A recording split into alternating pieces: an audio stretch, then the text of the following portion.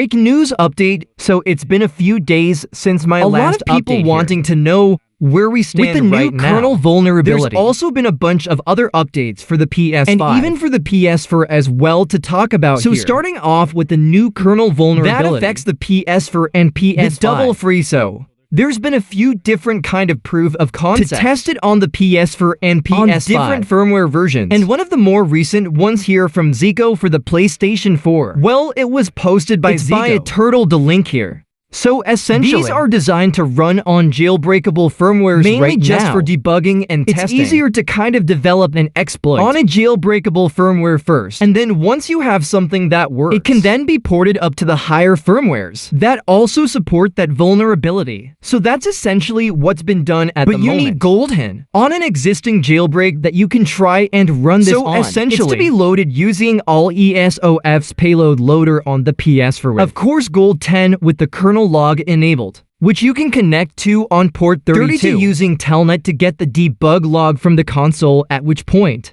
you can then run it and view the logs to see the execution and if it was successful or not. I believe if it is successful, it should come up with a notification saying the double free was achieved. So you should get that notification if it's successful. But sometimes you have to run it multiple times to try and get it to run. So generally, it can take quite a while for these vulnerabilities to get into a working exploit. Could be many weeks or sometimes months until it is complete. However, it really depends because sometimes there are developers who have had access to this in private. For a long time, they've known about the vulnerability months prior and have already developed a working exploit chain. At which point, once the vulnerability becomes public and there's no reason to keep that private anymore and it's already been patched, then they might end up just releasing the chain that they already have, in which case we could get access to the exploit a lot faster otherwise. If it has to be done from scratch, it could be quite a while before we see a working implementation, and that's if it even ends up being possible to turn into a working exploit in the first place. But there have been some updates in regards to payloads. So we've got Echo updating the payloads to support 11.52 as well as the etaHEN VTX, which has added support for 11.02, 11.50, and 11.52. These are not runnable until we have a working using this new vulnerability. But they're kind of just getting it ready for when we do have something that we can run this on. Also, Master S9 has released this PS Remote Lua Loader, which is this handy tool that just makes it easier if you want to send any of the Lua files, which include the audio vulnerability, to try and trigger it using a Lua script, which is another option using the Lua version of the userland exploit. So that's also available there too. I'll leave a link to all of this stuff down in the video description. Now, we do have some disappointing news when it comes to the PlayStation 5 implementation of this, which is that initially it was believed that it should work up to 10.60 firmware. That does not appear to be the case, because all of the attempts to try and trigger the vulnerability on 10.60, 10.40, and even 10.20 have been unsuccessful. So you can see that the post here on the PS5 developer wiki has changed the compatible firmware from 10.60 down to 10.01 because that's the highest firmware version that has been able to successfully trigger the vulnerability so far. So it looks like it may have been patched in firmware 10.20. So the reason why 10.60 was initially thought to be that it would work up until, it's simply because on the PS4 it works up to 12.02 and then was patched in 12.50. And of course, 11.0 for the PS5 came out at the same time as 12.50. So you would think if they patched it in the PS4 in 12.50, they would have patched it on the PS5 on 11.0 at the same time. But that does not appear to be the case. 10.20 actually launched back in October of 2024. So it looks like they may have actually patched it in back then, and yet for some reason took up until March 2025 until they patched it in the PS4. Which is a bit strange that there's this big of a gap. However, it's not the first time Sony have screwed up like this. For instance, there was a kernel vulnerability that was patched in the before PS4. The PlayStation 5 even launched, and that vulnerability was actually reintroduced back into the PlayStation 5 about a year or so after the PS5 came out. So stranger things have happened. So that is unfortunate if it does turn out to be 10.0. One that is the highest firmware that's vulnerable to this. Although you do have to bear in mind, there is the other kernel vulnerability that was disclosed by the Flow, and that one should work up to 10.40. So it's not like you are completely solved if you have a 10.20 or 10.40 system right now. So anyway, that's the situation in regards to the PlayStation 4 and PlayStation 5 vulnerability. So moving on to some other news on the PS4 and PS5. Starting with the PlayStation 5, we have a new pre-release build of AirPSX, which now adds the package installer functionality to it. It is still work in progress, but it offers 3 different ways that you can install package files. This comes as an ELF file that you can just inject onto your PS5 using the ELF loader, or as a etaHEN plugin that you can load. So if you're installing it as a plugin, which is the way that I like to use it, you just copy the .plugin file into the data folder, etaHEN plugins folder using FTP.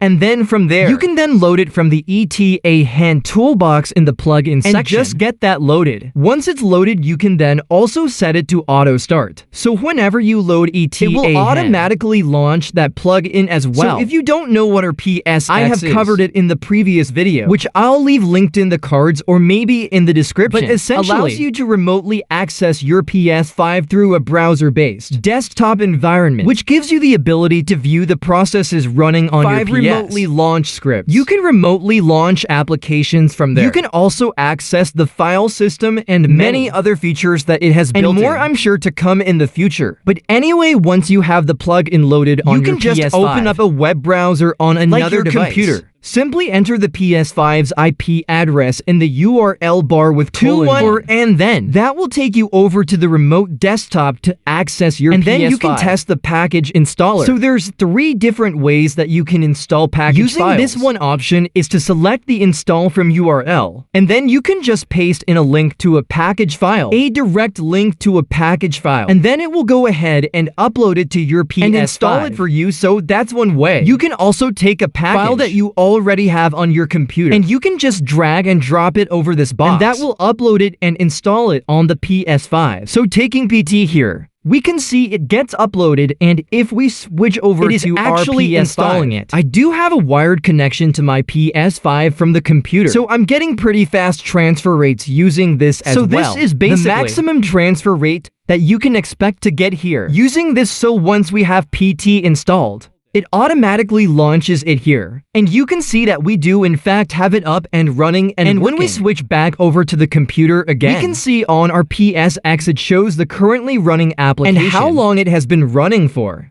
So there's also a third option for installing package files, which is that you can install package files that are already on the PS5 itself. So in my case, I took a package file for a homebrew app. PS5 Explorer put it on a USB drive and connected it to the PS5. Currently running off the PS5 itself here. And then from there, what we can do is use the file manager on AirPSX to go to that USB drive that's connected to the PS5 by heading into the MNT folder and then USB 0, and then from there we can see the package file that is on the USB. And I think you can just double click or right click and select the option to install the package. That will install it from that USB drive that's connected to the PS5. So 3 different ways that you can install package files using drag and drop a package file from your computer, install from a URL, or simply install a package file that's already on the PS5 using the file manager. Now, when I first did a video covering AirPSX, I got a lot of comments of people wishing that this was available on the PlayStation 4, and you may just be getting your wish, because there's something very similar coming to PS4. So from its jokers on X, he says, Webmin work in progress,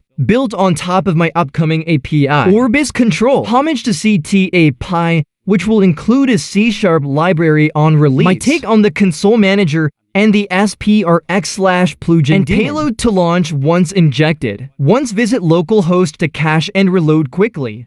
This is based on CCAPI, which is a PS3 I think it stands API for like Console Control API. Basically, it's used for our PC commands to your console on PS3. So you can do things like inject mod menus, inject scripts, remotely control the system. I'm not sure if you're able to do things like restart and shut console down remotely. It's been a long time since as part I've of this Orbis Control plugin, we're gonna get Webmin for the PS4. Which is gonna be pretty similar to AirPSX on PS5 here. So we basically have this web browser control panel which you'll be able to access on the console itself, as well as on other devices on the same network, like your computer or your phone. And then you'll be able to remotely access the PS using those devices from a browser. It's got the ability to inject and unload the Orbis control plugin. You can enter rest mode or shut down the system, refresh the page, and then also you've got system, which shows like your current processes that are running on the console.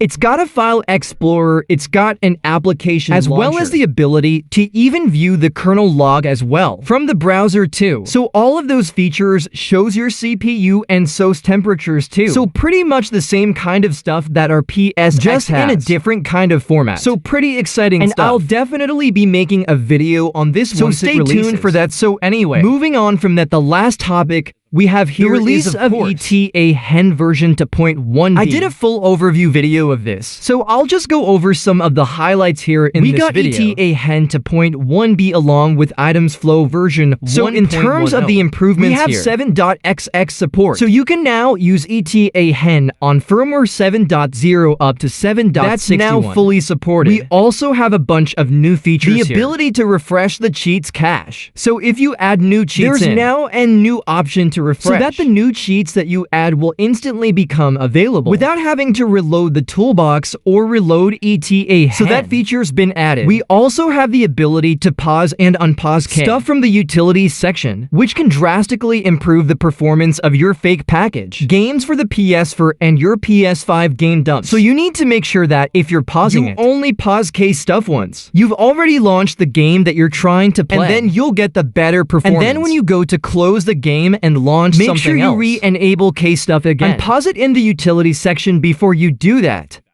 So that is essentially how that works. On top of that, we also have PS5 debug support for 5xx has been reintroduced. It was disabled in the previous version as well as general stability improvements when entering and recovering rest mode. When you disable the etaHEN toolbox on startup, re-enabling it from Itemzflow is now much faster. It used to take up to 2 minutes, now it only takes 10 seconds. So that's also been improved. And you can also create a file called no_k on the root of a USB that's connected drive to the PS5 or in the data/etaHEN folder on the hard drive. And that will allow you to load etaHEN without K-Stuff at all. If you want K-Stuff to be completely disabled, if you don't run any fake packages or game dumps, and you just use retail games, but you want access to the plugins and the other features, like the cheats, then you can also do that as well. So anyway, those are the main changes in etaHEN. The main difference in Itemzflow version 1.10 is it will now include the plugins that also support 7.20 firmwares, so if you don't have those plugins which installed, are like the patches plugin, and I believe the disable errors plugin, it will automatically install working versions of those for 7.xx firmware when you first launch Itemzflow. So that's also included in that new version. Okay, one last thing just to throw in, in fact, also have these auto IOS for the Blu-ray drive, which can allow you to just select one option to automatically load the kernel exploit plus the ELF loader plus etaHEN all-in-one, just loaded from the Blu-ray disc itself. So these have been available for a while on 6.x, but now we have the full etaHEN